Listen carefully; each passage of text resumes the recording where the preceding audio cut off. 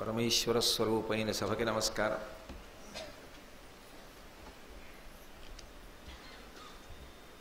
నిన్నను మీతో నేను మనవి చేసి ఉన్నాను. ఈ వ్యసనము అనేటటువంటిది ఎందువలన ఏర్పడుతుంది అంటే, ప్రేయస్సునందు మనిషికి అనురక్తి ఎక్కువైతే, అంటే ఏ కార్యాన్ని చెయ్యడం వల్ల కేవలముగా మనసు ప్రీతి పొందుతుందో, ప్రియం అన్న మాటలోంచి వచ్చినది ప్రేయస్సు అయితే, శ్రియం అన్న మాటలోంచి వచ్చినది శ్రేయస్సు. ఆత్మోద్ధరణమునకు అది పనికి రాకపోయినా కేవలముగా మనసులో ఆ సంకల్పం కలిగింది కాబట్టి, అది కామజనితమో క్రోధజనితమో అయినా అది తీర్చుకుని సంతోషాన్ని పొందడానికి అలవాటు పడిపోతే అది వ్యసనంగా మారిపోయి మనిషి యొక్క జీవితాన్ని అన్ని విధాలా భ్రష్టు పట్టించేస్తుంది. అటువంటివి కామము వైపు క్రోధము వైపు లాగగలిగినవి ప్రధానంగా 7 శాస్త్రం గుర్తించింది. వీటిని సప్తవ్యసనములు అంటారు. ఇది నిరంతరం పరిశీలనం చేసుకోవాలి మనిషి. నేను ఈ వ్యసనం వైపు ఆకర్షితుడనవుతున్నానా అన్నది ఆలోచన చేసుకోకపోతే ప్రమాదకరమైనటువంటి ధోరణి వైపుకు వెళ్ళిపోతాడు. అందుకే ఈ స్వభావాన్ని మొట్టమొదట ఎక్కడ గుర్తించాలి అంటే, నిజానికి చిన్నపిల్లలుగా ఉన్నప్పుడే గుర్తించి తల్లిదండ్రులు కూడా చాలా జాగ్రత్త తీసుకోవాలి. తీసుకుని ఇటువంటి భావన పిల్లల యందు ఉన్నది అని అనిపిస్తే దాన్ని దండన ద్వారా కాదు, దాని వలన వచ్చేటటువంటి ప్రమాదాల్ని వివిధ రకములైనటువంటి దృష్టాంతములను చూపించడం ద్వారా నివారించి వారి యందు సద్బుద్ధిని కల్పించాలి. ఆ సప్తవ్యసనములు ఏవి, ఆ 7 వ్యసనములు అన్నదాన్ని భారతంలో ఉటంకించారు. అందులో అంటారు, వెలది, జూదంబు, పానంబు, వేట, పలుకు ప్రల్లదంబును, దండంబు పరుసదనము, సొమ్ము నిష్ప్రయోజనముగా ఒమ్ముసేత అనుడు సప్తవ్యసనముల జనదు తగుల. ఈ 7 వ్యసనముల జోలికి కూడా మనుష్యుడు వెళ్లకుండా ప్రయత్నపూర్వకంగా నిగ్రహాన్ని పెంపొందించుకోవాలి. అందులో మొట్టమొదటిది ఏది అంటే వెలది. వెలది అంటే స్త్రీ. అసలు స్త్రీ పురుషుడు అనబడేటటువంటివి రెండూ కూడా సప్తధాతువులతో నిర్మాణమైనటువంటి శరీరములే. ఒక శరీరమునందు కొత్తగా ఒక ధాతువు ఉండదు, ఒక శరీరమునందు ఈ ధాతువు లేదని చెప్పడానికి లేదు. ఎందుచేత అంటే 2 శరీరములు కూడా రక్తము, మాంసము, కొవ్వు, అస్థి, శుక్ల, మేధ అనబడేటటువంటి ధాతువుల చేతే నిర్మాణమవుతాయి. కానీ భగవంతుడు సృష్టిని ప్రారంభం చేసినప్పుడు ఒక గొప్ప సమస్య ఎదురైంది. మొట్టమొదట మానస పుత్రులను సృజించాడు బ్రహ్మగారు. వాళ్ళందరూ ఏం చేశారు అంటే, మేము ఈ సంసారమునందు పరిభ్రమించడానికి ఇష్టపడం, మేమందరం తపస్సు చేసి పరమేశ్వరుణ్ణి చేరుకుంటామని వైరాగ్యాన్ని పొందారు. అలా కాదు, ప్రజోత్పత్తి జరగాలి, జీవుల యొక్క సంఖ్య పెరగాలి. అంటే ఏం జరగాలి అని బ్రహ్మగారు పరమేశ్వరుణ్ణి ఉద్దేశించి ప్రార్థన చేశాడు. చేసినప్పుడు భగవంతుడు ఏం చేశాడంటే, తన శరీరంలోంచే 2 ఉత్పన్నం చేశాడు. సగం స్త్రీ శరీరం, సగం పురుష శరీరం. అప్పుడే అర్ధనారీశ్వర స్వరూపం వచ్చింది. ఈ స్త్రీ పురుష శరీరములు 2 సృజించి ఒండురల యందు ఆకర్షణ కల్పించాడు. స్త్రీ యందు పురుషునకు, పురుషునకు స్త్రీ యందు ఆకర్షణ. ఈ ఆకర్షణ కల్పించడానికి ఒక ప్రధానమైన కారణం ఉన్నది. ఏమిటి ఆ కారణం అంటే, ఈ ఆకర్షణ ఉన్న కారణం చేత తేజోవంతమైనటువంటి సంతానము లభిస్తుంది. అందుకే మీరు శ్రీరామాయణంలో బాలకాండలో షణ్ముఖోత్పత్తిలో ఒక అద్భుతమైన ఘట్టం ఉంటుంది. శివుని యొక్క తేజస్సుని గంగ భరించవలసి వచ్చింది. భరించవలసి వస్తే ప్రహృష్టమైనటువంటి మనస్సుతో సంతోషంగా దాన్ని స్వీకరించాలి. అందుకే అగ్నిహోత్రుడి దగ్గర ఉన్నటువంటి శివతేజస్సుని గంగయందు ప్రవేశపెట్టవలసి వస్తే మిగిలిన దేవతలు వెళ్ళలేదు. ఒక్క అగ్నిహోత్రుణ్ణి మాత్రమే పంపించి, నువ్వు ప్రహృష్టమైన మనస్సుతో పరమ సంతోషంతో దీన్ని స్వీకరించు. ఎందుచేత అంటే ఒండుల యందు ప్రీతి లేకపోయినా, ఆ ఆకర్షణ లేకపోయినా, ఆ సంతోషము లేకపోయినా దాని వలన తేజోవంతమైన సంతానము కలగదు. అందుకే మీరు చూసి ఉంటారు, వివాహం చేసేటప్పుడు మంగళసూత్రం కట్టిస్తారు. ఆ మంగళసూత్రం కట్టేటప్పుడు కాడి తీసుకొచ్చి ఆ కాడి వధువు యొక్క మెడ మీద ఉంచుతారు. ఉంచి మంత్రపూరితమైనటువంటి నీటిని కాడి కన్నంలోంచి విడిచిపెడతారు. హరదత్తాచార్యుల వారిని ఆయన దానికి వ్యాఖ్యానం చేశారు. అత్రి మహర్షి యొక్క కుమార్తె వివాహం కాలేదు కాబట్టి అపాల, పాలించువాడు లేడు కాబట్టి అపాల అని పిలువబడింది. కారణం ఏమిటంటే ఆవిడకి ఒళ్ళంతా బొల్లి వ్యాధి వచ్చింది. అందువల్ల ఎవ్వరూ ఆమెను వివాహం చేసుకోలేదు. ఆమెకి ఒకనాడు తీవ్రమైనటువంటి వ్యగ్రత కలిగి, బాధ కలిగి, నేను ఇంకా ఇలా జీవించను, శరీరం విడిచిపెట్టేస్తానని నీటిలో పడి కొట్టుకుపోతోంది. మళ్ళీ అదొక ధర్మ సూక్ష్మం, అలా నీళ్లలో పడడం, అలా కొట్టుకుపోవడం, అలా శరీరాన్ని విడిచిపెట్టడం, దాని గురించి ఇప్పుడు నేను స్పృశించను. ఆమె నీళ్లలో పడి కొట్టుకుపోతోంది. ఇక ఎటూ మరణిస్తాననుకోండి. ఇంతలో అనుకోకుండా ఆమెకి సోమలత లభించింది. ఏదో కొట్టుకుపోతుంటే నీళ్లలో సోమలత దొరికింది. సోమలత దొరికితే యజ్ఞం చేస్తారు. ఆమె ఆ సోమలత దొరికింది, నీళ్లలో కొట్టుకుపోతోంది కాబట్టి ఇంద్రుణ్ణి ఉద్దేశించి కొన్ని మంత్రాలు చెప్పి నోటితో నవిలి ఆ సోమలతని పిండింది. ఇది నేను ఇంద్రుని యొక్క రథచక్రపు కాడి మీద పిండుతున్నాను అని భావన వచ్చేటటువంటి మంత్రములు చెప్పి దీని చేత ఇంద్రుడు తృప్తి పొందుగాక అని. నీళ్లల్లో కొట్టుకుపోతూ సోమలత దొరికితే నన్ను ఉద్దేశించి యజ్ఞమంత్రములు చెప్పింది, నాకు సోమలత రసాన్ని అర్పణం చేసింది. కాబట్టి ఈమెకి నేను మంచి భర్తనిస్తానని ఆమె బొల్లి వ్యాధి పోగొట్టి ఆమెకు మంచి భర్తనిచ్చి ఆమె సంతోషంగా జీవితం గడపడానికి కావలసిన వ్యవస్థని ఇంద్రుడు చేశాడు. అప్పటి నుంచి ఆడపిల్ల మెడలో మంగళసూత్రం కట్టేటప్పుడు ఈ మంత్రములతో కాడిలోంచి నీళ్లు పోస్తారు మెడ మీద. ఎందుకు పోస్తారు అంటే భర్త యొక్క ఆకర్షణ భార్య యందు చెక్కు చెదరకూడదు. భార్య యొక్క ఆకర్షణ భర్త యందు చెక్కు చెదరకూడదు. కామ సంబంధమైన ఆకర్షణ భర్తది భార్యకి మాత్రమే పరిమితము కావాలి. భార్యది భర్త వరకు మాత్రమే పరిమితము కావాలి. అప్పుడు కామము ధర్మము చేత ముడిపడిపోతుంది. కామము ధర్మము చేత ముడిపడితే ధర్మ సంబంధమైన అర్థము ప్రభవిస్తుంది. అర్థం అంటే డబ్బని కాదు అర్థం. అర్థము అంటే భోగోపకరణం. మనిషి సంతోషంగా జీవితం గడపడానికి కావలసినటువంటి భోగ సంపత్తికి అర్థము అని పేరు. ఇప్పుడు గాలి వేయడానికి అక్కడ ఒక పరికరం ఉందనుకోండి, దాన్ని అర్థము అంటారు. నేను ఇంతమందికి వినపడేటట్టు బిగ్గరగా మాట్లాడవలసిన అవసరం లేకుండా మెల్లిగా మాట్లాడినా అది అందరికీ వినపడేటట్టుగా శబ్దం యొక్క స్థాయిని పెంచి వినిపించేటట్టుగా చేయగలిగినటువంటి ఈ పరికరం నా వరకు నాకు సుఖపెడుతోంది కాబట్టి, భోగోపకరణం కాబట్టి ఇది నాకు అర్థమవుతుంది. మనిషికి కామము ధర్మము చేత ముడిపడితే అర్థము ప్రభవిస్తుంది. ఏమిటా అర్థం? కూతురు కొడుకు ఇద్దరూ పుడతారు. పుడితే కూతురు పుట్టడం వల్ల ఏమిటి ప్రయోజనం అంటే దశ పూర్వేషాం దశాపరేషాం. ఆమెని కన్యాదానం చేసినప్పుడు 21 తరములు తరిస్తాయి. తనతో కలిపి తన ముందు 10 తరాలు, తన వెనక 10 తరాలు, తాను 21 తరాలు తరిస్తున్నాయి. ఇప్పుడు ఇంతమంది తరించడానికి సాధనమైన ఆడపిల్ల పుడుతోంది. ఇక తన తర్వాత తన వంశం పేరు చెప్పి, గోత్రం పేరు చెప్పి, ఇంటి పేరుతో పూజామందిరంలో పూజ చెయ్యడానికి, శరీరపతనానంతరము జరగవలసిన కార్యం చూడడానికి కుమారుడు ప్రభవిస్తున్నాడు. ఈ అర్థము దేని వలన ప్రభవిస్తోంది అంటే సంతానము కలగడం వల్ల. ఈ సంతానము ఏ క్షేత్రమునందు పడితే ఆ క్షేత్రమునందు ఉత్పాదనము చేసేది కాదు, అది ధర్మబద్ధమై ఉండాలి. కామము ధర్మము చేత ముడిపడితే లభించేటటువంటి అర్థం ఏది ఉన్నదో అది ఉద్ధరణకు హేతు అవుతుంది.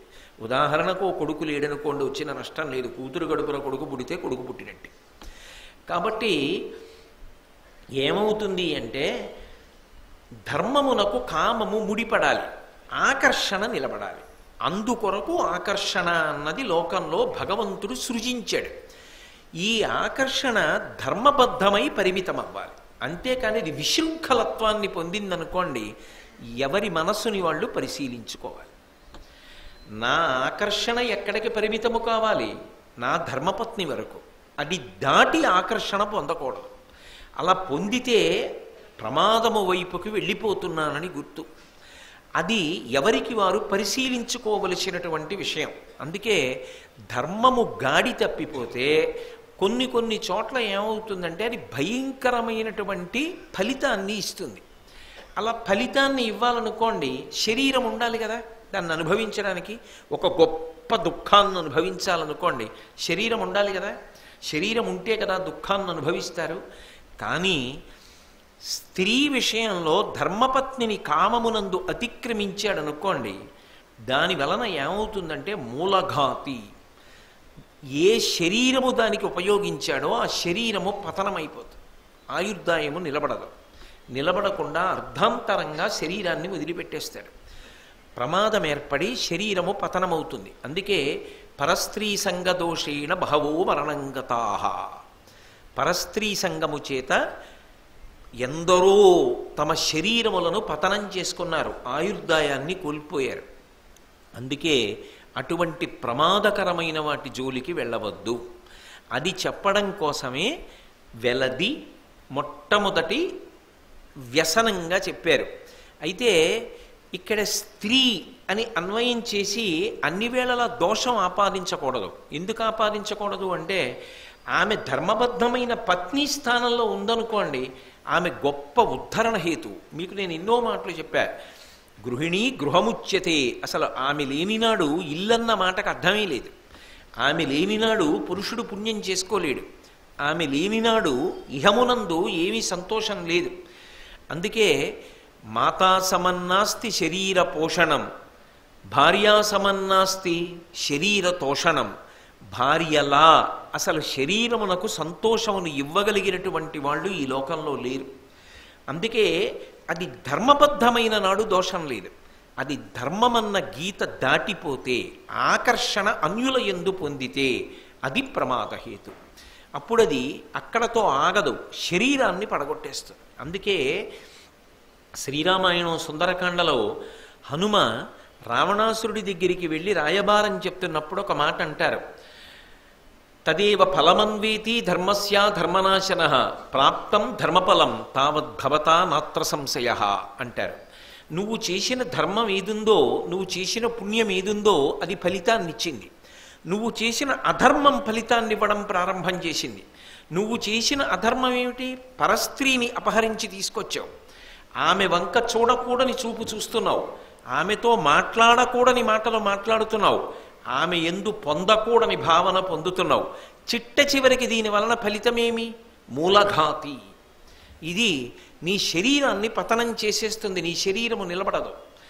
అందుకే వ్యసనం గురించి చెప్పడం వేరు, కానీ ఆ వ్యసనం యొక్క వ్యగ్రతని తెలుసుకోకపోతే అది ఎంత ప్రమాదానికి వెళ్ళిపోతుందో తెలుసుకోకపోతే ఎంత గొప్ప వ్యక్తి జీవితం కానివ్వండి, దాని వలన ఫలితం ఉండదు.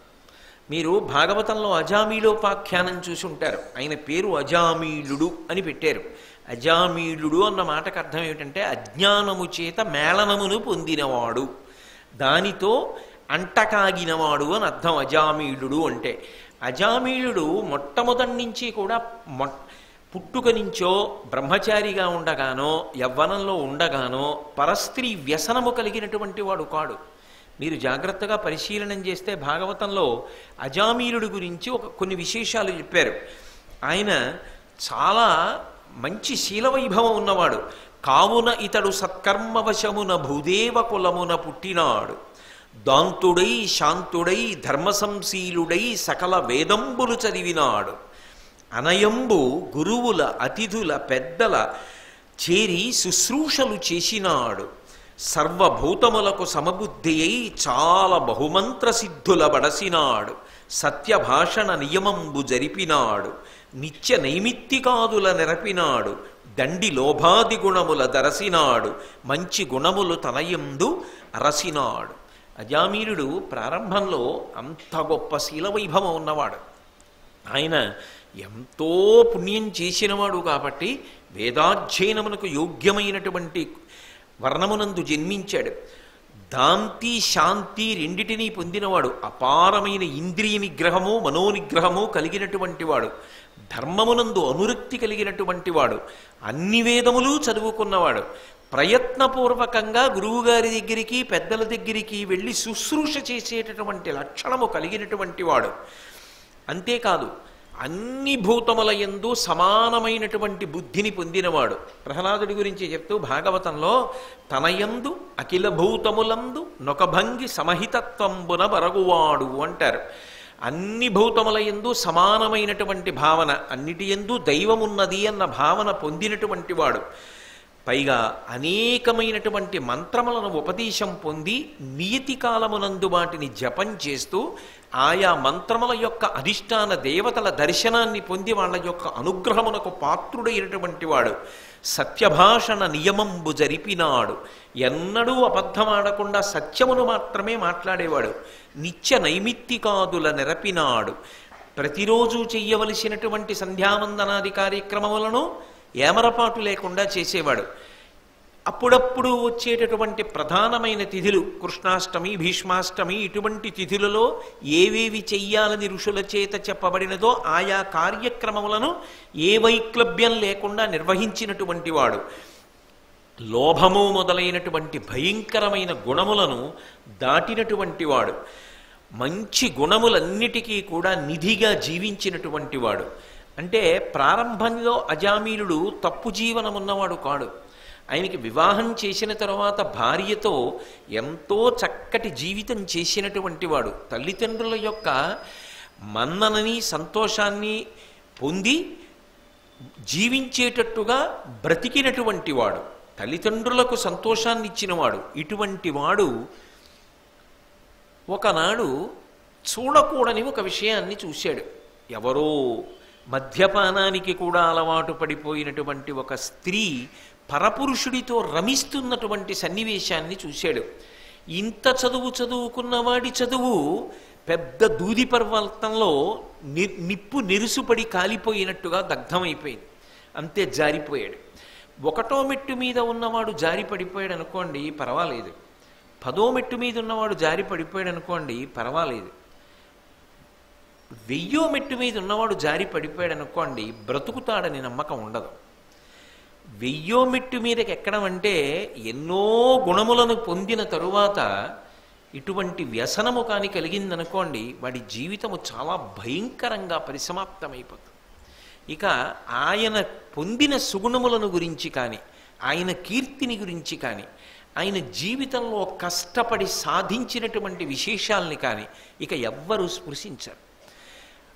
ఆయన నశించిపోయిన తరువాత అపకీర్తి ఒక్కటే మిగిలిపోతుంది. మీరు ఒక్కటి గమనించండి, రావణాసురుడు మరణిస్తే కేవలము రావణుడు మరణించాడు అనుకుంటారు చాలామంది. కాదు, రావణుణ్ణి చంపినప్పుడు 3 రకములైనటువంటి హత్యలు జరిగాయి. ఒకటి వీరహత్య అంటారు, రెండవ దాన్ని ఛాయాహత్య అంటారు, మూడవ దాన్ని సుగుణహత్య అంటారు. ఆయన మహావీరుడు, లోకోత్తర వీరుడు, అన్ని అస్త్రములు తెలిసిన్నవాడు. అన్ని అస్త్రములు తెలిసిన్నవాడు అంటే అన్ని మంత్రాల్ని నియమంగా జపం చేసి తనయందే ఆవాహన చేసుకున్నవాడు. ఆయనతో పాటే అన్ని మంత్రముల యొక్క దేవతలు కూడా వినిర్ముక్తమైపోతారు. కాబట్టి అది వీరహత్య. ఛాయాహత్య, ఛాయాహత్య అంటే ఏమిటో తెలుసా? కేవలం పరాక్రమం కాదు, అనేకమైనటువంటి లలిత కళలలో గొప్ప సాధన చేసి ఉత్తీర్ణుడైన వాడు. ఆయన చాలా బాగా వీణ వాయిస్తాడు. ఆయనకి సామవేదం తెలుసు, గొప్ప గానం చేస్తాడు. ఆయనకి పూజ తెలుసు, అలంకారం తెలుసు, ఏ ఏ తిథులలో ఏవి చెయ్యాలో తెలుసు. అన్నింటినీ మించి చతుశ్చపచారములు చెయ్యగలడు. 64 ఉపచారములు మీరు చదివితే భగవతికి కోట నిర్మాణం కూడా ఉంది. అవేం సామాన్యమైన ఉపచారాలు కావు. అటువంటి ఉపచారములు చెయ్యగలడు. ఇన్ని చెయ్యగలిగిన వాడి కీర్తి ఏదైనా మిగిలిందా లోకంలో? రావణాసురుడిలా వీణ వాయిస్తాడండి, అభినవ రావణ అన్న బిరుదుతో సత్కరిస్తున్నాం అని ఎవరికైనా బిరుదిస్తారా? ఇస్తే పుచ్చుకుంటారా? పుచ్చుకోరు. ఆయనకి తెలియదా? ఆయనకి ఆ కళ లేదని మీరు అనుకుంటున్నారా? ఉన్నది. కానీ ఆయనకి ఎన్ని కళలు ఉన్నా ఆయన ఒక మహాపతివ్రత యందు పొందకూడని భావన పొందడంలో ఆయన మరణించినప్పుడు ఆయనతో పాటే ఈ ఉత్తమమైనటువంటి సంస్కృతి కూడా మరుగున పడిపోయింది. అది ఛాయాహత్య అంటారు. ఎంతటి వాడికి కొన్ని సుగుణములుంటాయి. మహర్షి అందుకే రామాయణ కావ్యం చేసేటప్పుడు నిష్పక్షపాతంగా మాట్లాడతారు. మీరు రావణాసురుడు నిద్రలేచిన సమయాన్ని గమనించండి. ఆయన బ్రాహ్మీ ముహూర్తంలో నిద్రలేచాడు. అంటే ఏ కాలమునందు సరస్వతీ కటాక్షము కాలాంతర్గతముగా ప్రవాహ రూపంలో ఉంటుందో ఆ కాలమునందు నిద్ర లేచేటటువంటి అలవాటు ఉన్నవాడు. అసలు అందరూ అలా నిద్ర లేవరు. ఎప్పుడో సూర్యోదయం అయిపోయిన తర్వాత లేస్తారు. కృతఘ్నఘ్న యదేవా యజ్యోతిషాం పతయే నమః. సూర్యుడు ఉదయించిన తరువాత నిద్రలేచిన వాడు కృతఘ్నుడు. కాబట్టి ఆయన బ్రాహ్మీ ముహూర్తంలో నిద్రలేచే అలవాటు ఉన్నవాడు. కానీ అవి ఏవైనా నిలబడ్డాయా? ఒక్క రావణ హత్య చేస్తే రావణ హత్య వెనక ఈ హత్యలు కూడా జరిగాయి. అందుకే ఇవి దోషములయ్యాయి. ఎందుకని అంటే లోకమునందు ప్రకాశించకుండా పోయాయి. ఇవి పోగొట్టుకోవడానికే రామచంద్రమూర్తి అన్ని శివలింగ ప్రతిష్టలు చేశాడు. అది కారణం. అంటే పరస్త్రీ సంగ దోషేన బహవో మరణంగతా. పరస్త్రీ సంగ దోషము వలన మనిషి యందు ఎన్ని సుగుణములు ఉన్నప్పటికీ కూడా అవి రాణించవు, సర్వభ్రష్టమైపోతాడు. అసలు ఇవాళ మనందరం తిరుపతి తిరుపతి అని చెప్పి వెంపర్లాడి ఆ కొండెక్కుతాం. ఆ కొండ యొక్క వైభవాన్ని కలియుగంలో ప్రకాశింపచేసినటువంటి వాడు మాధవుడు అనబడేటటువంటి ఒక బ్రాహ్మణ కుమారుడు. ఆయన కూడా అజామీలుళ్లాగే బాగా చదువుకున్నవాడు. ఆయన కూడా అజామీలుళ్లాగే మంచి గుణములు కలిగినవాడు. అటువంటి వాడు ఒకప్పుడు కాలు జారిపోయింది. అన్యకాంతయందు ఆకర్షితుడయ్యాడు. ఆకర్షితుడైనప్పుడు అదో విచిత్రం. ఆవిడ ధర్మం చెప్పింది. ఆమె నిజానికి చదువుకున్నది కాదు. ఆమె కూడా ఇలాగే కళ్ళు తాగుతున్నది. ఆమె కూడా గోమాంసమును తింటున్నది. ఆమె దగ్గరికి వెళ్ళి ఆమె పొందు అపేక్షించాడు. ఆమె అంది, నువ్వు ఉత్తమమైనటువంటి వంశంలో జన్మించావు, ఇదేమి దుర్బుద్ధి, తప్పు, నువ్వు ఇటువంటి పనులు చేయకూడదని చెప్పింది.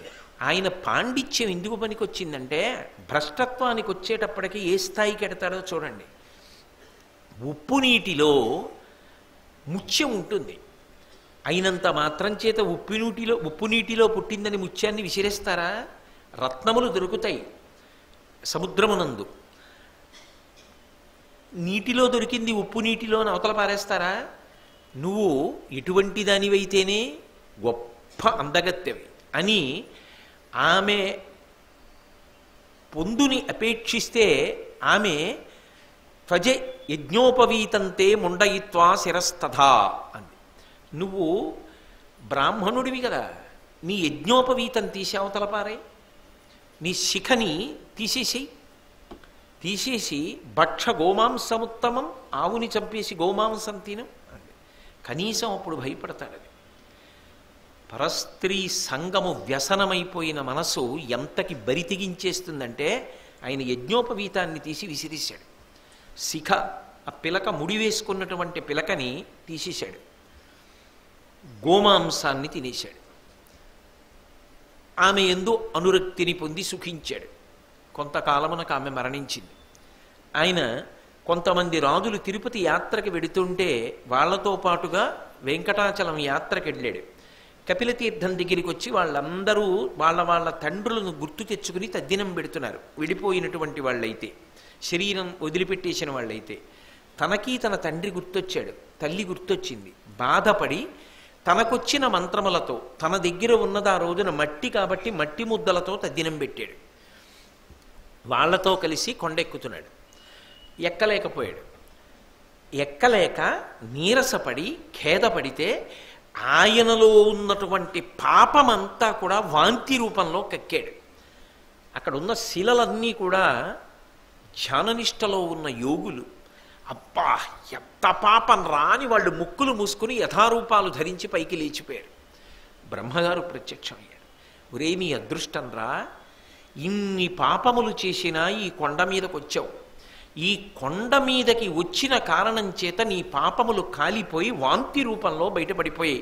వేం పాపం కటతే అస్మాత్ పాపదహన శక్తిత వెంకటాచలమిత్యేవ నామదేవస్తథా జగుహు. ఈ కొండకు వెంకటాచలం అని పేరెందుకు వచ్చిందంటే పాపములను కాల్చేస్తుంది. పరస్త్రీ సంగ దోషము చేత ఇంత భయంకర పాపమును పొందావు. ఆ పాపాన్ని ఈ కొండ కాల్చేసింది. వెళ్ళి పుష్కరిణి స్నానం చేయి. వచ్చే జన్మలో ఆకాశరాజువై పుట్టి నీ కుమార్తె అయినటువంటి పద్మావతీదేవిని వెంకటేశ్వరుడికిచ్చి వివాహం చేసి వెంకటేశ్వరుడికి మామగారివై తరిస్తా ఉన్నాడు. అది వెంకటాచలం యొక్క మహాత్మ్యము అని మనకి భవిష్యోత్తర పురాణం చెప్తోంది. కాబట్టి పరస్త్రీ సంగ దోషము చేత ఏ స్థాయికి జారిపోయాడు మాధవుడు. అందుకే వ్యసనములలో మొట్టమొదటి వ్యసనముగా ఏం చెప్తారు అంటే ధర్మం అనేటటువంటి గీతని దాటవద్దు స్త్రీ విషయంలో. సరే ఏమండి, ఈ నీతి చెప్పడం మంచిదే, తప్పకుండా చెప్పవలసిందే. నీతి చెప్పి ఆగదు సనాతన ధర్మానికి ఉన్న గొప్పతనం. దానికి మార్గమేమి చెప్తుంది. ఏ మార్గము చేత నువ్వు మనస్సుని అలా నియంత్రించగలవు అంటే మాతృవత్ పరదారీషు.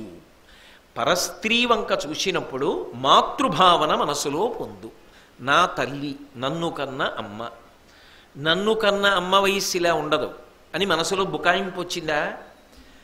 నువ్వు ప్రతిరోజు పూజ చేస్తావు కదూ, ఎవరో ఒక అమ్మవారిని పూజిస్తావు కదూ. కంచి కామాక్షినో, మధుర మీనాక్షినో, కాశీ విశాలాక్షినో, గాయత్రినో, పార్వతినో, లక్ష్మినో, సరస్వతినో, శారదనో ఎవరో ఒకరిని పూజ చేస్తావు కదూ.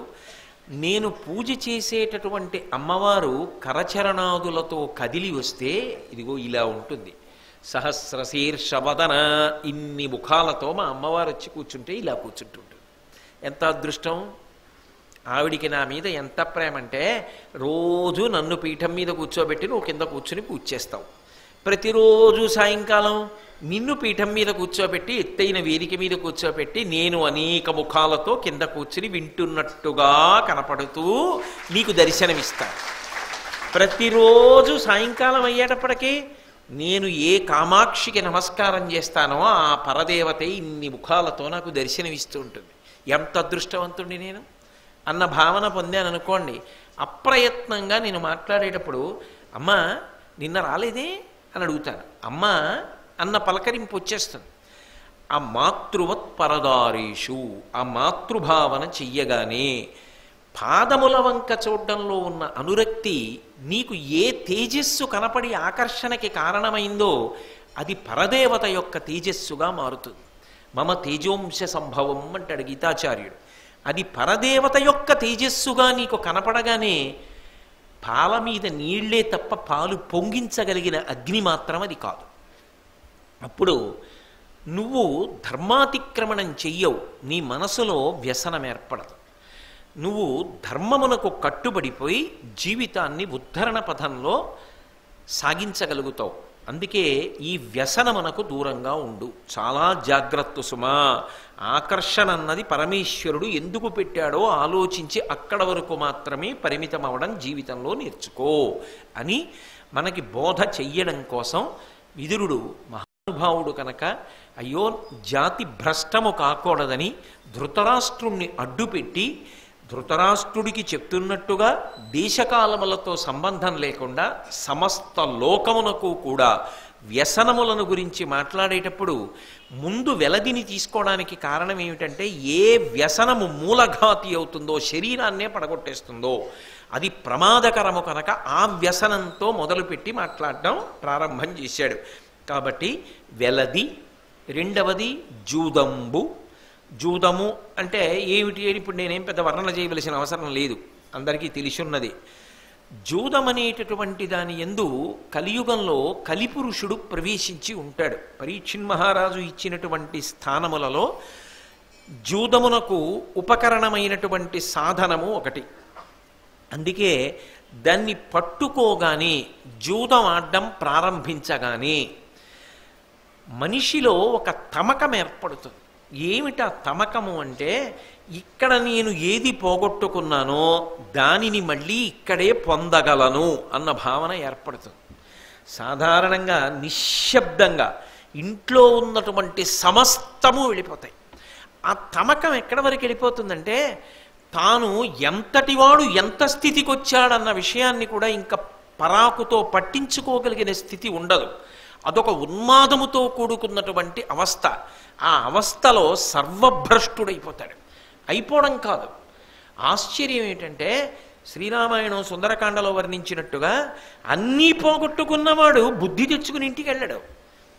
కనీసంలో కనీసం పక్కవాడి చేతులలో ఉన్న ముక్కల వంక చూస్తూ నించుని సంతోషం పొందుతాడు తప్ప ఇంటికి వెళ్ళాడు. అది కదలకుండా వెలుగుతున్న దీపాలను అడ్డుపెట్టి సుందరకాండలో మహర్షి ఓడిపోయిన జూదగాడు పక్కవాడి జూదపు ముక్కలలోకి చూస్తున్నట్టుగా ఉంది కదలకుండా వెలుగుతున్న దీపం అంటారు. ప్రధ్యాయిత వివాపస్య అని. కాబట్టి ఈ జూదం అనేటటువంటిది మనిషిని సర్వభ్రష్టుణ్ణి చేస్తుంది. అసలు జూదం అనేటటువంటి వ్యసనము ఎవరి దగ్గర ఉన్నదో వాడి భార్య కానీ వాడి బిడ్డలు కానీ ఇప్పుడు ఈ క్షణంలో వాళ్ళు పొందుతున్న సంతోషం ఏదున్నదో అది ఒక గంట తర్వాత కూడా రేపు కూడా మనం పొందుతామన్న నమ్మకం ఏమి ఉండదు. ఎందుచేత అంటే వాళ్ళు 7 గంటలకి పొందినటువంటి సంతోషం 8 గంటలకి అంతరించిపోవచ్చు. కారణం ఏమంటే ఆయన జూదంలో సమస్తాన్ని పోగొట్టుకోవచ్చు. ధర్మరాజంతటి వాడు దీనికి అతీతుడు కాలేకపోయాడు. చిత్రం ఏమిటంటే మీరు ఎన్ని దృష్టాంతాలు చూపించండి, ఇది కూడా కామ సంబంధమైన వ్యసనమే. ఇంతమంది పాడైపోయారా, అందులో తమకం ఉంటుందిరా, ఒకసారి ముట్టుకుంటే నువ్వు పైకి రాలేవు, సరదాకి కూడా దాని జోలికి వెళ్ళవద్దు అని మీరు ఎంత చెప్పండి, ఒకసారి దానిలో కూర్చున్నవాడు తమకమును విడిచిపెట్టలేడు. ఆశ్చర్యం ఏమిటో తెలుసా? ధ్యానం కోసం ఒక్క 10 నిమిషాలు కూర్చోండి అంటే 10 నిమిషాలు కూర్చోడానికి సహకరించినటువంటి శరీరం జూదం ఆడడానికి మాత్రం రాత్రింపగళ్ళు రోజులు సహకరిస్తుంది.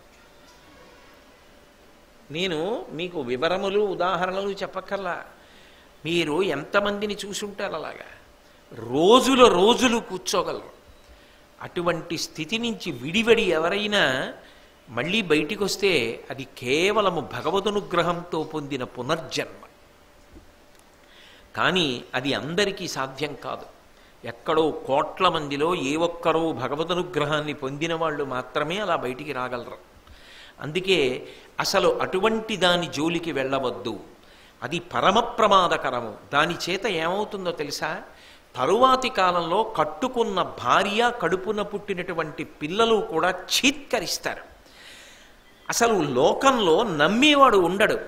5 రూపాయలు ఇవ్వడానికి కూడా ఎవడు నమ్మడు. వీడికి ఇస్తే మళ్ళీ వ్యసనానికి పోతాడు రా అంటారు. కాబట్టి అది పరమ ప్రమాదకరము సుమా, దాని జోలికి వెళ్ళవద్దు. దీనికి పరిష్కారం ఏమిటో తెలుసా? భంజనం ఒక్కటే. భంజనము అన్న మాటకు అర్థం ఏంటంటే మూలంతో కలిపి సర్వనాశనం చెయ్యాలంతే. కొన్ని చూడండి, కొట్టి వదిలేస్తే చాలు. కొన్నింటిని కాల్చెయ్యాలి తప్ప అసలు ఆ రూపం ఉండడానికి వీల్లేదు. అంత ప్రమాదకరమైన వాటిల్లో ఒకటి జూదము. అందుకే అసలు దానికి ప్రవేశము ఇంటి యందు ఉండరాదు. నువ్వు ఇంట్లో ఏదైనా ఉంచుకో, చెట్టు బొమ్మ పెట్టుకో, పుట్ట బొమ్మ పెట్టుకో, కానీ సరదాకి కూడా జూదమాడడానికి సాధనమైన ముక్కలను తెచ్చి పెట్టవద్దు. అది ఆ తర్వాత తెలియక నీ కొడుకు ముట్టుకున్నా కూడా ఏ స్థాయికైనా వెళ్ళవచ్చు. దానితో పోల్చి మాట్లాడవద్దు. అసలు దానికి సంబంధించిన పారిభాషిక పదజాలమును ఇంట వాడవద్దు. ఇంట్లో విందు వినోదం జరుగుతున్నప్పుడు కూడా దాన్ని అంగీకరించవద్దు. కార్యాలయాలలో కానీ పవిత్ర ప్రదేశాలలో కానీ ఇటువంటివి జరుగుతున్నాయంటే నిర్మోహమాటంగా, నిర్దాక్షిణ్యంగా మూలం వరకు తీసేయవలసిందే, మూలపు వేరు త్రుంచేయవలసిందే. అక్కడ మాత్రం రాజీ పడవలసిన అవసరం లేదు. భంజనం ఒక్కటే దానికి ప్రధానము. అంటే అసలు దానికి స్థానం ఇవ్వవద్దు, ఇలా ముట్టుకునే ప్రయత్నం చెయ్యవద్దు, సరదాకి కూడా తేవద్దు, ఇంట్లో కూడా పెట్టవద్దు, దానికి ప్రతిరూపాన్ని కూడా ఇంట్లో ఉంచవద్దు. దానికి ఏవో కొన్ని పారిభాషిక పదాలు ఉంటాయి, అటువంటి పదము ఉచ్చరించడానికి యోగ్యమైన రూపాన్ని కూడా ఇంట్లో పెట్టవద్దు. నీ కొడుకు అడగచ్చు అదేమిటని. అది ఫలానా అంటే అది ఎక్కడ ఉంటుంది, ఫలానా చోట ఉంటుంది, అది ఏమిటి అంటే ఇది అని దానికి సంబంధించి ఆ ఆటకి సంబంధించిన వివరం ఏదో చెప్పినా వాడికి అనురక్తి కలగవచ్చు. అందుకే నాకు తెలిసినంత వరకు ఈ ఒక్క దాంట్లో మాత్రం ఏ ప్రభుత్వం కూడా చట్టబద్ధమైన పోటీలు నిర్వహించరు, బహుమతులు ఇవ్వరు. ఎందుకంటే అది పరమ ప్రమాద హేతువు. అసలు దాని గురించి పిల్లల దగ్గర ప్రస్తావన కూడా తేకూడదు. సరికదా, దాని పట్ల పరమ వైముఖ్యం కలిగేటట్టుగా మాట్లాడాలి. ఇప్పుడు మాట్లాడిన పిల్లలతో కలిసి మీరు వెడుతున్నారనుకోండి, రావి చెట్ల కింద రచ్చబండల దగ్గర ఇటువంటివి జరుగుతుంటాయి. అది ఏమిటి నాన్నగారు అని అడిగాడు అనుకోండి, మీరు చాలా వెంటనే జాగ్రత్త పరులైపోవాలి, యథాలాపంగా మాట్లాడకూడదు. మీరు అది ఎంత ప్రమాదకరమో చెప్పాలి, అసలు సమర్థన వాక్యం మాట్లాడకూడదు. అలా కనపడిన వాడి గురించి ఏ మొహమాటం లేకుండా పతనమైపోతాడు అది పట్టుకుని అనే మాట్లాడాలి. అప్పుడు ఏమవుతుందంటే దాని జోలికి వెళ్ళరు పిల్లలు. అందుకే కొన్నింటికి పరిష్కారమేమి భంజనము అంటారు. భంజనము అంటే అసలు దాని రూపము ఉంచవద్దు. ఇవన్నీ దేంట్లోకి వస్తాయంటే సుందరకాండలో సింహికాస్వరూపంలోకి వస్తాయి. అందుకే హనుమ దాన్ని ఉంచలేదు, చంపి అవతల పారేశారంతే. అంటే భంజించడం వినా మార్గం ఉండదు. అటువంటి వాటిలో జూదం ఒకటి, అది కూడా కామ సంబంధమే. ఇంతకన్నా అసలు నేను దాని గురించి ప్రసంగం చెయ్యను. ఇక పానంబు, భగవంతుడు పరమాద్భుతమైనటువంటి శరీరాన్ని ఇచ్చాడు, ఇందులో గ్రహణశక్తినిచ్చాడు. ఎవరి స్థాయిలో వాళ్ళు ఏ విషయాన్నైనా పట్టుకోగలరు. ఒకడు ఒక్కసారి వింటే పట్టుకుంటాడు, ఒకడు 2 సార్లు వింటే పట్టుకుంటాడు, ఒకడు 5 సార్లు వింటే పట్టుకుంటాడు, ఒకడు 10 మాటలు వింటే పట్టుకుంటాడు, ఒకడు బాగా జ్ఞాపకం తెచ్చుకుంటూ ఉంటే గుర్తుంటుంది, ఒకడికి ప్రయత్నం లేకుండా అనుకున్నప్పుడు జ్ఞాపకానికి వచ్చేస్తుంది. అది దేనికి వాడుకోవాలి అంటే ఎప్పుడూ కూడా భగవత్ సంబంధమైన సాత్వికమైన విషయ పరిజ్ఞానాన్ని పొందడానికి నిరంతరం వాడుకోవాలి తప్ప శరీరాన్ని సంతోషపెట్టడానికి మత్తు అలవాటు కాకూడదు. మత్తుగా ఉండడం చేత, ఇంద్రియములను మత్తెక్కించడం చేత సంతోషపడే ప్రయత్నము చెయ్యరాదు. మద్యపానం చేయడం వల్ల ఏమవుతుంది అంటే శరీరమునకు ఒక రకమైన మత్తు ఆవహిస్తుంది. ఆ మత్తు ఉన్మాదమైపోయింది అనుకోండి, ఒక పంది మురుగుడు గుంటలో ఎలా పడిపోతుందో అలా పడిపోవడానికి కూడా వెనుకాడడు. ఒక కుక్క భూమి మీద ఎలా పొరలాడుతుందో అలా పొరలాడడానికి కూడా వెనకాడడు. తనని కట్టుకున్న ఇల్లాలు అని కూడా చూడకుండా హింస చెయ్యగలడు. కడుపున పుట్టిన బిడ్డ అని కూడా చూడకుండా హింసించగలడు.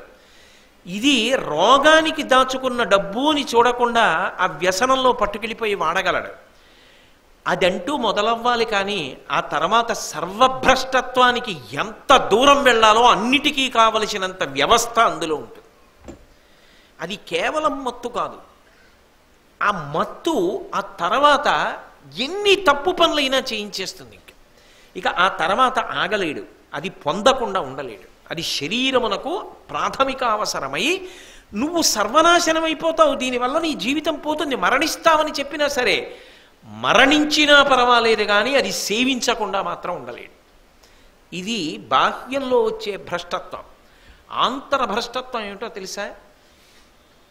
చాలా దారుణమైన ఫలితం ఎందుకు పొందుతాడంటే, ఇక్కడ ఎవరున్నారు? పరమేశ్వరుడు అగ్ని రూపంలో ఉంటాడు. అహం వైశ్వానరో భూత్వా ప్రాణినాం దేహమాశ్రిత ప్రాణాపాన సమాయుక్తం పచాన్యన్నం చతుర్విధం. మనం ఏది నవిలి తింటున్నామో, ఏది తాగుతున్నామో, ఏది చప్పరిస్తున్నామో అటువంటి పదార్థములన్నీ కూడా లోపల అగ్నిహోత్ర రూపమై ఆయన పచనం చేసి జీర్ణం చేసి శక్తిని కండరములకు ఇచ్చి శరీరము తేజస్సుని పొందేటట్టు, శక్తిని పొందేటట్టు చేస్తున్నాడు. అక్కడ యజ్ఞం చేస్తున్నారనుకోండి, యజ్ఞగుండంలో అగ్ని ప్రజ్వరిల్లుతోంది. నువ్వు 4 మోదుగు పుల్లలు తెచ్చావనుకో మంచిది, 4 ఆవు పేడ పిడకలు తెచ్చావనుకో మంచిది, నువ్వు ఆవు నెయ్యి తీసుకొచ్చి ఇచ్చావనుకో మంచిది. నువ్వు ఏమీ ఇవ్వలేదు, ప్రదక్షిణం చేసి నమస్కారం చేసావనుకో మంచిది. కానీ అందులోకి తీసుకొచ్చి సారా పోశారనుకోండి, ఎంత ధూర్త చేష్టితం అది. ఇక్కడ యజ్ఞపురుషుడు అగ్నిహోత్రమై వెలుగుతున్నాడు. వెలుగుతున్నప్పుడు ఇందులోంచి లోపలికి సారా పోశాడనుకోండి, వీడేదో ఒక రోజున శరీరం విడిచిపెడతాడుగా. ఎప్పటికీ చిరంజీవిగా ఉండిపోడుగా. విడిచిపెట్టిన తర్వాత జీవుడు వెళ్ళి పరమాత్మ ముందు నిలబడాలిగా. ఆయనని బోకరించలేవుగా, ఆయన ముందు అబద్ధాలు చెప్పలేవుగా. నేను నీలో ఉండి జీర్ణం చేసి నీకు శక్తినిచ్చి బ్రతికిస్తే నువ్వు ఏం పోసావు నాలో? యజ్ఞకుండంలో తీసుకెళ్ళి మధ్యమాంసములను వేసినటువంటి తాటక మారీచులు మొదలైన వాడి కన్నా నువ్వు ఏ విధంగా భిన్నం అని పరమేశ్వరుడు అడిగితే ఏం జవాబు చెప్తాడు? నీకెందుకు మనుష్య శరీరం? అందులో ఏం వెయ్యాలో ఏం వెయ్యకూడదో నీకు తెలీదు, ఇంకెందుకు? నువ్వు యజ్ఞం చేయకపోతే పీడాపోయేది. కానీ లోపల నేనున్నానని తెలిసి నువ్వేం పోసావు? దేనికి ఇంకా నీకు అసలు మనుష్య శరీరం అన్ననాడు ఎటువంటి శరీరాన్ని పొందుతాడు? ఎంత పాపాన్ని మూటగట్టుకుంటాడు? పైగా అది ఒక జన్మతో పోయేది కాదు. పాతకము అంటే కొన్ని కోట్ల జన్మలు భయంకరమైన రీతిలో ఫలితాన్ని ఇస్తుంది. పంచమహాపాతకములు అని ఉన్నాయి. అందులో ఒకటి ఏది అంటే మద్యాన్ని సేవించడం. అందుకే బ్రహ్మ హేమ రీచ సురాపో గురుతల్పహ, మద్యాపానం చేయడం పంచమహాపాతకాల్లో ఒక మహాపాతకం. ఇది అలవాటు ఉన్నదనుకోండి, వాడు అది లేనప్పుడు ఎంత మంచివాడైనా యువతల వాడు వాడిని స్నేహితుడని చెప్పకూడదు. ఆయన ఎవరండి అన్నారనుకోండి, నవ్వి ఊరుకోవాలంతే. ఆయన నా స్నేహితుడండి, నా మిత్రుడండి అని నువ్వు పవిత్రమైన స్థలములలో కానీ పెద్దల దగ్గర కానీ చెప్పడానికి అవకాశం ఉండదు. ఎందుకో తెలుసా? అలా కాని చెప్తే 5వ పాతకం చేసిన వాడు వీడవుతాడు, వాడిని మిత్రుడని పిలిచినందుకు. తత్సంసర్గీచ పంచమః బ్రహ్మ హేమ రీచ సురాపో గురుతల్పక, ఈ 4 పాతకాలు. ఈ 4 పాతకాలు చేసిన వాళ్ళల్లో ఏ ఒక్క పాతకం చేసిన వాడైనా నాకు స్నేహితుడిని చెప్తే వాడు పంచమహాపాతకాల్లో ఒక పాతకం చేసిన వాడు వీడు కూడా అయిపోతాడు. అది 5వది. అంటే ఎంత ప్రమాదకరమైన స్థాయికి వెళ్ళిపోతున్నావు మనిషివై పుట్టి. ఎందుకు దాని జోలు? అసలు లోకంలో సంతోషంగా సేవించడానికి పరమాత్మ ఎన్ని పదార్థాలు ఇవ్వలేదు? ఆఖరికి డబ్బులు లేకపోతే అది లోపలికి వెళ్ళి మంట పెట్టి కాల్చేస్తుందని తెలిసినా కూడా తాగి పడిపోవడమా? వైద్యశాలకి వెళ్ళి వైద్యులు సేవ చేస్తుంటే ఒక పక్క నుంచి నరంలోకి మందెక్కిస్తుంటే, మందంటే నా ఉద్దేశం ఔషధం ఎక్కిస్తున్నా కూడా అది లేకపోతే చచ్చిపోతామని చొంగగా అర్చుకుని కొట్టుకోవడమా? ఎంత దారుణం అండి అసలు. నిజంగా మనిషి తనని తాను ఎంత ఈడ్చేసుకుంటున్నాడు కిందకి. ఇది నిర్మోహమాటంగా నిర్దాక్షిణ్యంగా ఖండించి పెద్దలు పిల్లలకి అలవాటు చేయకపోతే అదేదో పెద్ద గొప్ప విశేషం అన్నట్టుగా, నువ్వు అన్నం తిన్నావా, అన్నం తినకపోతే భోంచేయబోయ్ అనడం ఈ జాతి సంప్రదాయం. మంచినీళ్ళు తాగావా నాయనా, ఎప్పుడు తిన్నావో కాసిని పాలు తాగు అనడం ఈ జాతి సంప్రదాయం. ఇంటికొచ్చిన వాడికి ఇంత మధుర పదార్థం పెట్టి తాను తినడం ఈ జాతి సంప్రదాయం. ఏదైనా సంతోషం కలిగితే 10 మందిని పిలిచి అన్నం పెట్టడం, పలహారం పెట్టడం ఈ జాతి సంప్రదాయం. అటువంటి జాతి సంస్కృతిలో పుట్టి ఏదైనా సంతోషం కలిగితే గ్లాసు గుద్దించుకుని శబ్దం చేసి తాగుతావా? అదే ఈ జాతి సంప్రదాయం. నిర్మోహమాటంగా విమర్శించి నిరుత్సాహపరచకపోతే రాబోయేటటువంటి కాలంలో యువత సర్వనాశనమైపోతారు. దానికి బాధ్యులు కాకుండా ఉండాలి అంటే ఈ విషయంలో మొహమాట పడవలసిన అవసరం లేకుండా తల్లిదండ్రులు, సమాజంలో పెద్దలు విదురుడి యొక్క మార్గంలో ప్రయాణం చేసి విదురుడు చెప్పిన విషయాన్ని నిర్మోహమాటంగా చెప్పవలసి ఉంటుంది. లేనినాడు జాతి భ్రష్టమైపోతుంది. ఈ దేశానికి మూలస్తంభం యువత. అటువంటి యువత ఇటువంటి దురల్వాట్ల పాలైపోతే పెద్దలైన మహాత్ములు సర్వేపల్లి రాధాకృష్ణన్ గారు, అబ్దుల్ కలాం గారు ఇటువంటి వారు కన్న కలలు ఏమైపోతాయి? అందుకే నిర్మోహమాటంగా విదురుడు చెప్పిన మాట మనం చెప్పవలసి ఉంటుంది. అందుకే పానంబు, వేట. పానంబు కూడా కామ సంబంధం, వేట క్రోధ సంబంధం. వేట అన్న మాటకు అర్థం ఏమిటంటే ఒకప్పుడు రాజులకు ధర్మబద్ధం.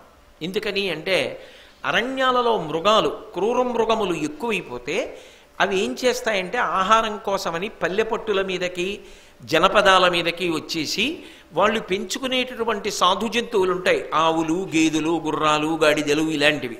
వాటిని ఆహారంగా తినేస్తాయి. లోపల క్రూర మృగాలు ఎక్కువైపోయాయి అనుకోండి, అరణ్యంలో ఉన్న జింకలు, లేళ్ళు, దుప్పులు తినేసి ఊరి మీదకి వచ్చేసి ఊళ్ళో ఉన్నవి తినేయడం మొదలు పెడతాయి. అప్పుడు ఊళ్ళో ఉన్న ప్రజలు రాజును ఆశ్రయిస్తారు. ఆశ్రయించి, మహారాజా మీరు క్రూర మృగముల సంఖ్య తగ్గించమనేవారు. వాటి జాతిని అంతరింపచేసేవారు కాదు ప్రభువులు. జాతిని అంతరింప చెయ్యకుండా క్రూర మృగముల యొక్క సంఖ్య తగ్గించడానికి కొన్నిటిని వేటాడి చంపేవారు. ఇప్పుడు ఆ కర్తవ్యం ఎవరూ తీసుకోక్కర్లా. ప్రభుత్వమునకు తెలుసు ఎన్నుండాలో ఎన్నుండకూడదో, అది ప్రభుత్వం యొక్క కర్తవ్యం. అసలు మనుష్యులెవరికీ వేట నియమం ఉండవలసిన అవసరం లేదు. ఈ వేట యందు తమక బుద్ధి ఉంటుంది. వేట హింసతో కూడుకున్న విషయం. అందుకే ఎంతో ధర్మశాస్త్రం చదివి ఇన్నిటితో ఆపవచ్చు, ఇక వేటాడకూడదు అంటే వదిలేస్తాడు తప్ప, లేకపోతే అది హింసా ప్రవృత్తికి దారితీస్తుంది. పరీక్షిత్ అక్కడే దెబ్బతిన్నాడు, వేట తమకంలోనే దెబ్బతిన్నాడు. ఈ రోజులలో వేట అన్న మాటని అన్వయం చెయ్యాలి అంటే హింసాత్మకమైనటువంటి స్వభావమును పెంచుకొనుట. అవతల వారు బాధపడుతుంటే తాను సంతోషించగలగడం. అది మనిషిలో ప్రకోపం చెందిందనుకోండి, అది దారుణమైనటువంటి స్థాయికి వెళ్ళిపోతుంది. అది చిన్నతనం నుంచే తగ్గిపోవాలి. ఎందుచేత అంటే ఇంకొకడు బాధపడ్డం అంటే అది శారీరకముగానైనా బాధపడ్డం అవ్వచ్చు, మానసికంగానైనా బాధపడ్డం అవ్వచ్చు. శారీరకమైన బాధ గొప్పదా, మానసికమైన బాధ గొప్పదా అంటే నిజానికి శారీరకముగా పొందినటువంటి బాధ ఏది ఉంటుందో అది కాలమునందు పూడిపోతుంది. ఏదో కత్తి ఘాటు పడి నిత్తురు కారి దెబ్బ తగిలిందనుకోండి, అది ఒక 10 రోజుల తర్వాతో నెల రోజుల తర్వాతో మానిపోయి మచ్చపడి ఊరుకుంటుంది. మనసుకి గాయం అయిందనుకోండి, ఆ గాయం ఆ మనిషి చనిపోయే వరకు అలాగే ఉండిపోతుంది.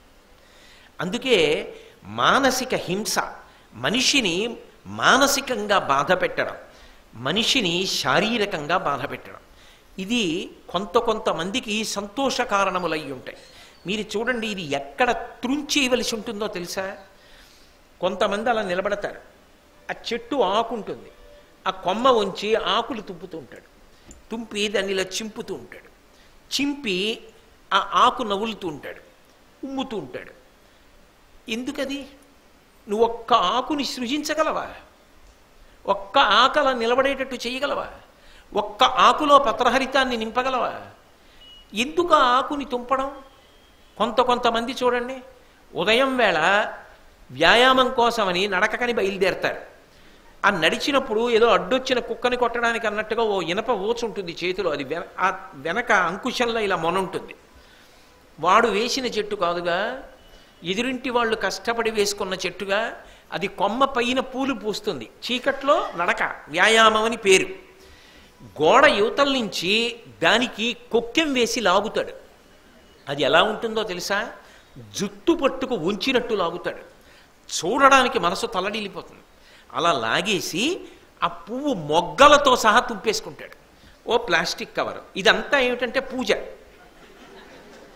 ఇలా దొంగతనాలు చేస్తే అమ్మన్నాడు ఆ ఈశ్వరుడు పూజకి పువ్వులు?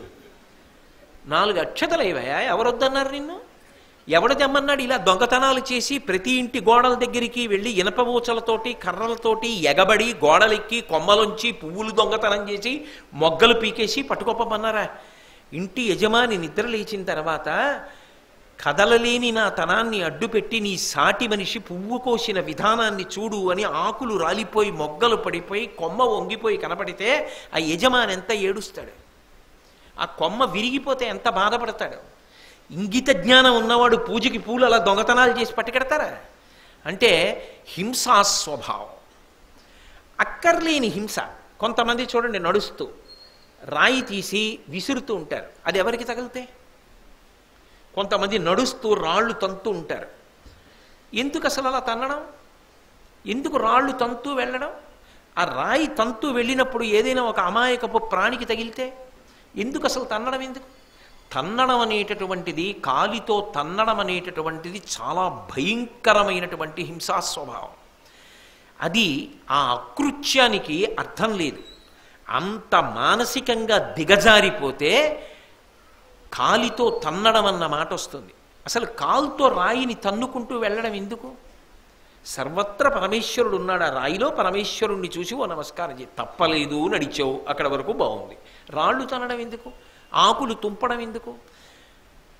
హింస పెట్టడం ఎందుకు?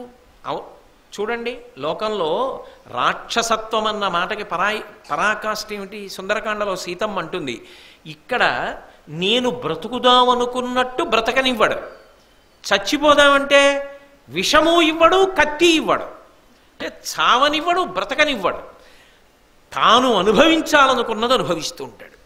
అంటే అవతల వాళ్ళని గిల్లడం, అవతల వాళ్ళని కొట్టడం, అవతల వాళ్ళని రక్కడం, వాళ్ళు ఏడుస్తుంటే సంతోషపడ్డాం. ఈ పైశాచికత్వం కొంతమందికి ఎక్కడుంటుందంటే, పసిపిల్లల దగ్గరికి వెళ్ళి నేను నిన్ను తీసుకెళ్ళిపోతున్నాను, మీ అమ్మా నాన్న నీ దగ్గర రారు, ఇంకా నేను తీసుకెళ్ళిపోతానులే నిన్ను, వాడు మొర్రోమని ఏడుస్తుంటాడు, వీడి ఫోటో చూపించినా ఏడుస్తాడు, వాడికి సంతోషం. ఏమిటది అర్థం లేకుండా?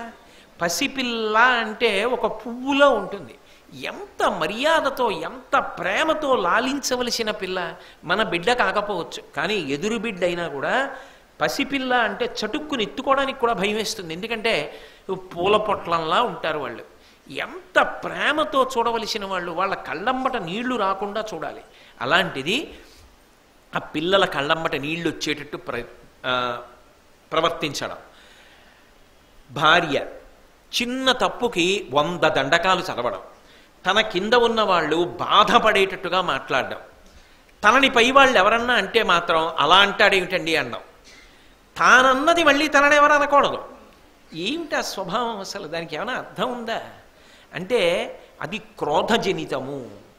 అవతల వాళ్ళు బాధపడుతుంటే, అది శారీరకము కావచ్చు, మానసికము కావచ్చు, బాధపడుతుంటే తాను ఆనందం పొందుతుండడం. అవతలవాడు బాధపడడానికి ఇక ప్రయత్నపూర్వకంగా వ్యూహరచన చేసి కార్యక్రమాలే రచన చెయ్యగలిగిన స్థాయికి దిగజారిపోయాడు అనుకోండి, వాడు ఎంత భ్రష్టుడో అర్థమైపోతుంది. అటువంటి కార్యక్రమాలకి రూపకల్పన చేసిన వాడు అవతలవాడిని బాధ పెట్టడం కాదు, తానెంత జారిపోయాడో, పాతాళం కన్నా కింద ఏదైనా లోకం ఉంటే అక్కడ వరకు జారిపోయినవాడు వాడని గుర్తు. మానసికంగా అంత క్రోధ సంబంధమైన వ్యసనమునకు వశపడిపోయాడు. అందుకే ప్రయత్నపూర్వక నిగ్రహం చాలా అవసరం. ఒకవేళ అటువంటి స్వభావము మనసులో ఉందనుకోండి, త్రుంచి అవతల పారేయాలి. అందుకే మీరు చూడండి, చిన్నపిల్లలలో ఇటువంటి రజోగుణ స్పర్శ, ఇటువంటి క్రోధ స్పర్శ ఉందనుకోండి, ఉత్తర క్షణంలో అది మాసిపోయేటట్టుగా ప్రవర్తించాలి. లేకపోతే ఏమవుతుందంటే అది విచ్చలవిడితనాన్ని పొందుతుంది. లేకపోతే దుర్యోధనుడు వదిన గారు ద్రౌపదీదేవిని 2 సభలోకి జుట్టు పట్టి ఈడ్చి తీసుకురమ్మడం ఏమిటి? ఆవిడ మొల మీద బట్ట లేకుండా లాగేసేయమని దుశ్శాసనుడికి చెప్పడం ఏమిటి? దుశ్శాసనుడికి వదిన గారు కాదు, తల్లితో సమానమే, 2 సభలో ఆవిడ వలువలు ఒలుస్తారా? అంటే ఆవిడ వలువలు లేకుండా నిలబడి పోలేదు, కృష్ణుడు రక్షించాడు కాబట్టి సరిపోయింది. లేకపోతే అది తలుచుకుంటేనే ఒళ్ళు ఉడికిపోతుందే ఆవిడికైనా. అంతకి దిగజారిపోయారంటే, తెగబడ్డారంటే ఎంత క్రోధ సంబంధమైన వ్యసనం అది. అది ఆఖరికి ఏం చేసింది? కురువంశంలో వారసుడు లేకుండా నశించిపోయాడు ధృతరాష్ట్ర మహారాజుకి. యుయుత్సుడు తప్ప ఒక్కడు మిగల్లా, ఏడ్చింది గాంధారి. ఎందుకు అక్కర్లేని వ్యసనాలు? ఎందుకంత రజోగుణ స్పర్శ? ఎందుకంత అవతల మనిషిని బాధ పెట్టడానికి చేసేటటువంటి ప్రయత్నం? ఎందుకంత క్రౌర్యం? అంటే అది ప్రయత్నపూర్వకంగా పరిశీలించుకోవడం అలవాటు కాకపోతే, నేనింతే అని అందరినీ ఏడిపిస్తూ ఉండడం, తాను సంతోషపడ్డం, ఇది అలవాటు అయిపోయింది అనుకోండి, ఆఖరికి ఆ వ్యక్తి ఎప్పుడు నశించిపోతాడా అని కోరుకుంటారు, వీడు ఎప్పుడు పోతాడా అనుకుంటారు. ఎవరికి మనశ్శాంతి ఉండదు. అదే పనిగా అందరి మనసు గాయపరుస్తుంటే ఎవరికి మనశ్శాంతి ఉంటుందండి? మీరు కొంతమంది చూడండి, మాట్లాడుతుంటే ఒక్క మాటకి తిన్నగా జవాబు ఉండదు. దేనికైనా సరే అడ్డదిడ్డంగా మాట్లాడడం, అవతలవాడి మనసును ఉచ్చుకునేటట్టుగా మాట్లాడడం తప్ప అసలు చక్కగా లలితంగా సాత్వికంగా అసలు విషయ ప్రతిపాదనమే చెయ్యడు. ఇది ప్రమాదకరము సుమా, క్రోధ సంబంధము సుమా, హింసాధోరణిని అలవాటు చేసుకోవద్దు సుమా. ఇది విదురుడి యొక్క ఆర్తి, ఆవేదన. నేను దీన్ని ఇంకా ఎక్కువ చెప్పాననుకోండి, నేను కూడా మానసికమైన వేట ఆవిష్కరించాలి. అందుకే నాకు అంతకన్నా ఇక దాని గురించి మాట్లాడడమే ఇష్టం లేదు. అందుకని దాన్ని అక్కడితో వదిలిపెట్టేస్తున్నాను. మీరు ప్రాజ్ఞులు ఈ పాటి చెప్పినా అర్థం చేసుకోగలరు. దానికి అంతకన్నా ఇంకా పెద్ద ప్రసంగం ఎందుకు? అదేమన్నా ధర్మం గురించి మాట్లాడడమా? కానీ ధర్మమునకు అడ్డొస్తుంది కాబట్టి త్రుంచేయవలసిన విషయం. హింసా స్వభావం మనిషి ప్రవృత్తిలో తెలుస్తుందండో. మీరు కొంతమంది చూడండి, ఓ 10 గులాబీ పూలు పట్టుకెళ్ళి గుళ్ళో ఇచ్చారనుకోండి, టుప్పు టుప్పు టుప్పు టుప్పు రేకులన్నీ విప్పేస్తారు. విప్పేసి ఈ రేకులన్నీ చల్లడం, ఆ రేకులు కింద పడిపోతుంటే కాళ్లతో తొక్కుతూ వెళ్ళిపోవడం. ఒక్క గులాబీ రేకుని మనం సృజించగలమండి? అసలు ఆ గులాబీ తొడివి మీద గులాబీ పువ్వులు ఎంత అందంగా అమర్చాడండి పరమాత్మ. ఆయన శిల్పంలో అదొక విన్యాసం. నీకు 2 పువ్వులు ఇస్తే 2 పువ్వులే పూజ చేయి, ఎవరొద్దన్నారు? ఎందుకు అవి ఇలా ఇలా ఇలా విప్పేసేయడం రేకులన్నీ? అది హింసా స్వభావం కాదా? రేకులు విప్పి తొడిమి విసిరేస్తుంటే అన్ని రేకులు ఊడిపోయి పళ్ళెంలో పడిపోతాయి. అవన్నీ పట్టుకెళ్ళి ఈశ్వరుడి మీద వేస్తుంటే ఆ పువ్వుని సృజించిన వాడు అసహ్యించుకోడు నువ్వు చేసిన పనిని. ఎందుకదా ఆ పువ్వు పట్టుకెళ్ళి పువ్వుగా ఎందుకు పెట్టావు పాదాల మీద? నా వరకు నాకు అది కూడా హింసగానే కనపడుతుంది, నేను ఇష్టపడ్డాను. అందుకే సభలలో పువ్వులు చల్లడం, చల్లి ఆ పువ్వుల మించి తొక్కుతూ వెళ్ళడం చాలా క్లేశంగా ఉంటుంది. ఆ బంతి పూలన్నీ విప్పేయడం ఎందుకది? ఏం గౌరవం అది? గౌరవం చెప్పడానికి భగవంతుడు ఒక గొప్ప సాధనాన్ని ఇచ్చాడు. ఇలా అంటే చాలు, అయ్యా మీ యందు నాకు పరమ గౌరవం ఉన్నది, ఇలాను చాలు. ఇంకేం కావాలి? ఎందుకు అవన్నీ? ఆ చల్లడం ఏమిటి, ఆ తొక్కేయడం ఏమిటి, ఏమిటి ఆ పనులు? దాని జన్మ వృధా అయిపోలా. కాబట్టి హింస జోలికి వెళ్ళవద్దు. వేట, అలాగే పలుకు ప్రల్లదంబును, మాట మాట్లాడేటప్పుడు పారుష్యంతో కూడుకున్నటువంటి మాటలు మాట్లాడవద్దు. ఎందుచేత అంటే నేను నిన్న మీకు దీని గురించి చాలాసేపు వివరణ చేసి ఉన్నాను. పుణ్యాత్ములైనటువంటి వారు ఎప్పుడూ కూడా మాట యందు పారుష్యమును పొందరు అన్న దగ్గర వివరణ చేశాను. కాబట్టి మళ్ళీ ఇప్పుడు నేను దాని గురించి మాట్లాడడం పునరుక్తియే అవుతుంది. మాట అనేటటువంటిది ఎప్పుడూ కూడా ఒక్క పరీక్ష పెట్టుకుని మాట్లాడాలి. నా పట్ల ఎవరైనా ఇలా మాట్లాడితే నేను ఎంత బాధపడతానో ఆ మాట నువ్వు ఇతరుల పట్ల మాట్లాడకుండా ఉండాలి. నేను నిన్న మీతో బాగా స్పష్టంగా చెప్పా. కానీ ఒక్కొక్కసారి అభిప్రాయమును వ్యక్తం చేస్తారు, ఇది నా అభిప్రాయము, విభేదించి అభిప్రాయం వ్యక్తం చేస్తారు. అది దోషం కాదు. నేను దీనిని అంగీకరించను, ఇది ఇలా ఉంటుంది అనుకోవట్లేదు, ఇది అని చెప్తారు. నీకు నచ్చలేదని గుండెలు బాధేసుకోకూడదు. నీకు నచ్చిందే అందరూ మాట్లాడరు. తద్భిన్నంగా ఒక విషయాన్ని చెప్పవచ్చు, ఆదరభావంతో స్వీకరించాలి. ఓ ఆయన అలా ఎందుకన్నారు, నీకు అనుమానం ఉంటే అడగాలి.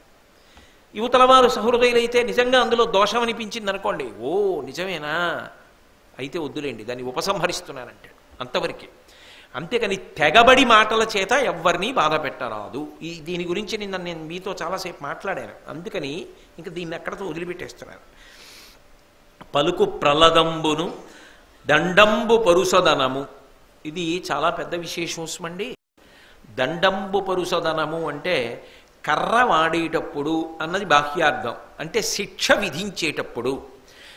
విధించేటప్పుడు పారుష్యము పనికిరాదు. ఇందులో మీరు ఒక్క విషయాన్ని బాగా పట్టుకోవలసి ఉంటుంది. శిక్ష ఎప్పుడు వేస్తారు? అవతలవాడు నేరం చేస్తే, దోషం చేస్తే, తప్పు చేస్తే. శాస్త్ర దృష్టిలో ఏమిటంటే ఎప్పుడైనా సరే దండాన్ని ప్రయోగించే ముందు, అంటే శిక్షని వేసే ముందు కొన్ని విషయాలని దృష్టిలో పెట్టుకోవాలి అని. అందులో ఏ 3 విషయములు ప్రధానములు అన్నది శాస్త్రం పరిశీలిస్తుంది. 1 అభిప్రాయము, 2 పొరపాటు, 3 తప్పు. ఈ 3టిని దృష్టిలో పెట్టుకోవాలి. అసలు ఇది చేస్తున్నప్పుడు ఆయన ఏ అభిప్రాయంతో చేశాడు? ఏదో 5,835 రూపాయలు చెల్లించవలెను, ఎవరికో ఇవ్వాలి. ఈ 5,835 రూపాయలు ఎందుకు చెల్లించవలెను? పైన అంతా రాశాడు, లెక్క కట్టాడు. 5,835 రూపాయలు చెల్లించవలెను అని రాశాడు. చెక్ రాసినప్పుడు 5,385 రూపాయలు వేశాడు. ఇప్పుడు అభిప్రాయం ఏమిటైంది? అవతల వాడికి తక్కువ డబ్బు ఇప్పించి ఏడిపించడమా? కాదు. నీకు తెలుస్తోంది కదా, ఆయన వ్రాసినప్పుడు, అంటే ఒక కార్యాలయంలో ఉదాహరణగా నేను చిన్నది మీ అందరికీ అర్థం అవడానికి తీసుకుని చెప్తున్నది. 5,835 రూపాయలు అవతల వారికి ఎందుకు ఇవ్వాలో లెక్కంతా రాశాడు. ఇదిగో 5,000 ఇందుకు ఇవ్వాలి, 500 ఇందుకు ఇవ్వాలి, 300 ఇందుకు ఇవ్వాలి, 30 రూపాయలు ఇందుకు ఇవ్వాలి, 5 రూపాయలు ఇందుకు ఇవ్వాలి, మొత్తం 5,835 రూపాయలు మనం ఇవ్వాలి అంతా రాశాడు. చెక్ రాసినప్పుడు 5,385 వేశాడు. అంటే ఇప్పుడు అది తప్ప పొరపాట? అభిప్రాయము వలన గ్రహిస్తారు.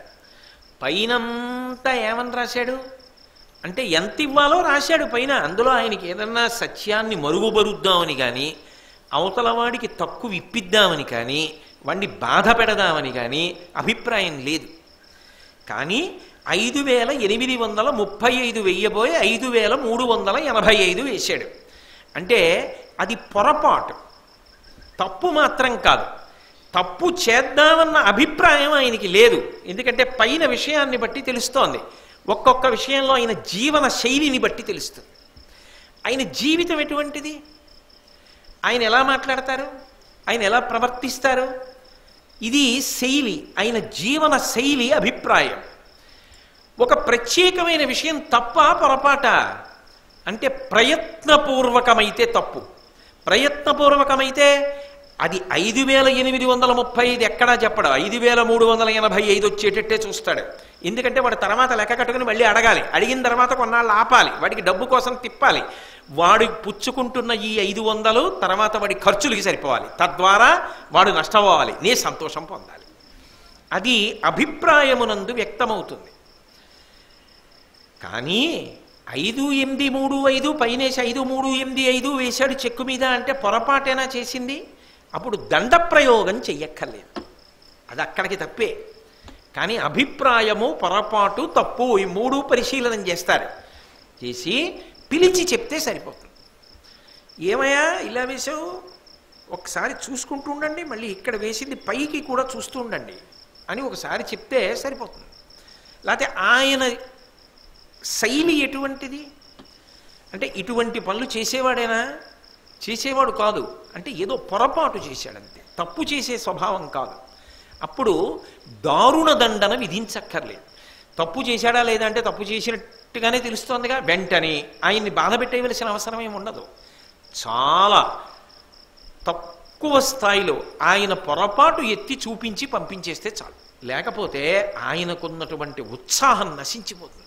ఎంత కష్టపడిన వాడిని దీనిక ఇంత పెద్ద మాట అనేశారు అని బాధపడతాడా? పడ్డా.